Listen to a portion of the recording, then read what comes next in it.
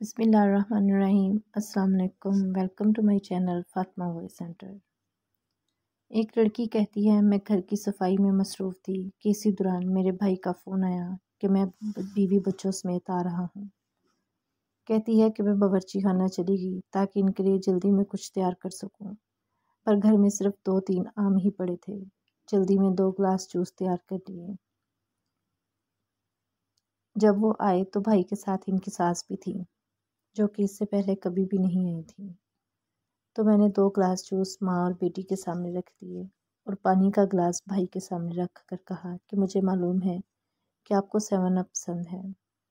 भाई ने जैसे ही गिलास मुंह से लगाया तो समझ गए ये तो पानी है।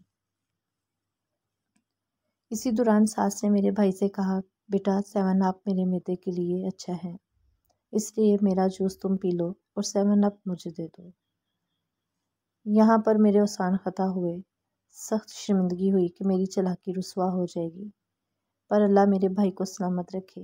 भाई ने अपनी सास से कहा, इस गिलास से तो मैंने काफ़ी 7 अप पी लिए हैं, आपके लिए मैं फ्रिज से बोतल लाता हूँ। उन्होंने गिलास लिया और जल्दी से बाहर निकले।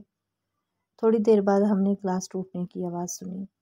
भाई वापस आए, सास से कहा कि 7 अप की बोतल तो मुझसे गिर कर टूट गई, मैं जल्दी से आपके लिए दुकान से एक बोतल ले आता हूँ। सास ने सख्ती से इनकार किया कि चलो ये मेरे नसीब में नहीं था।